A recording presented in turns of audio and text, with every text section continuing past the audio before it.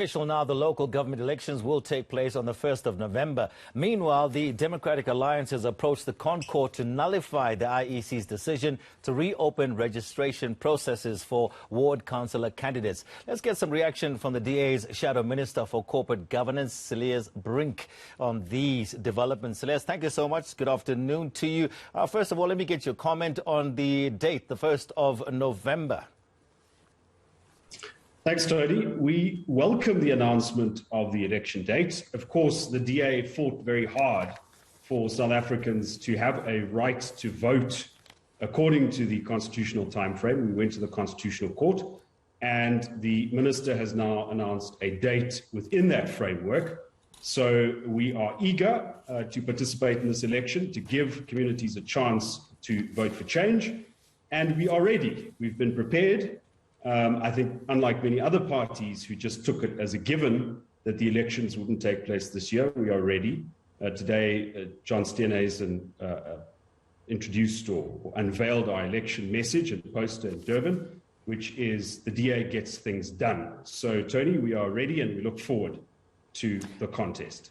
Okay, so key to all of this is going to be campaigning during lockdown. We're not too sure whether we'll move to a different lockdown level. Maybe signs are pointing in that particular direction. Cochrane Minister did mention that there will be door-to-door campaigning, but you have to stick to the regulations, lockdown regulations or COVID-19 regulations. How are you going to approach the next few days when it comes to campaigning? Listen, it's very important that the lockdown level be adjusted given the circumstances and the need for political parties to campaign and to present South Africans with a choice. But I think that most of us are now used to the basic hygiene and safety protocols of COVID. And we will take those safety measures and we will stick to the regulations. But it's important that those regulations cannot be so stringent that political parties do not have the opportunity to speak to people. And of course, another important element is to see how the basic and reasonable restrictions are enforced, because we've seen in the past that certain political parties simply ignore those restrictions and get away with it. And we will insist that whatever restrictions do apply are enforced equally. That is part of a free and fair election. Now, Cilliers, talk to me about your urgent application to the Constitutional Court to set aside the Electoral Commission's decision to reopen the candidate nomination process. You filed this application late last night, am I correct? That's correct. So we spoke earlier about the DA's Constitutional Court application to ensure that South Africans vote. We succeeded with that. And we have that ruling now, but we do not agree with the IEC's interpretation of that ruling, in that we don't think that it extends to the reopening of candidate registration. Now, we know that the ANC missed that deadline, despite it being extended initially on that particular day from 5 o'clock to 9 o'clock. The ANC missed it, and so it doesn't have candidates in many wards and municipalities and now runs the risk of losing power by default. But that does not mean that the rules that have always applied to everybody should be bent just to suit the ANC, especially because it's a dominant party, especially because our constitutional institutions are still young and in many instances immature.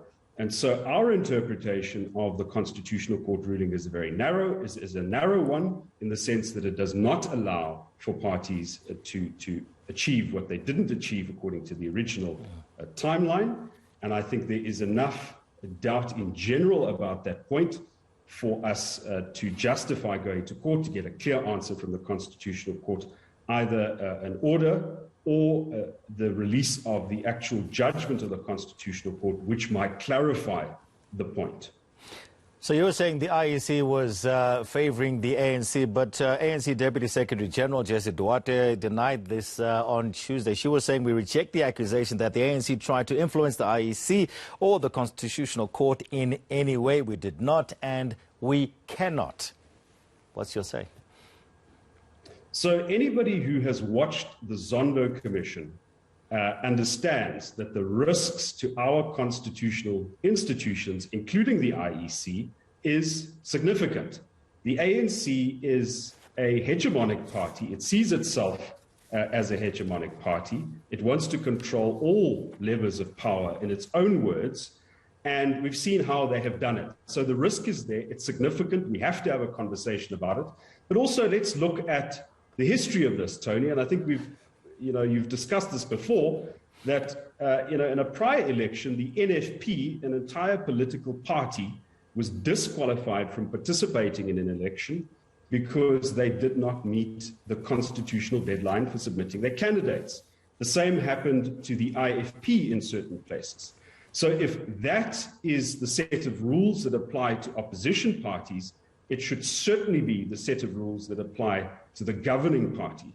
Especially, as I mentioned, because our democratic institutions are young, and we have to stick to this as a point of principle, and the DA is willing to fight for it. All right, Cilliers, thank you so much for speaking with us. Cilliers Brink, there, the Shadow Cochrane Minister from the Democratic Alliance. Let's take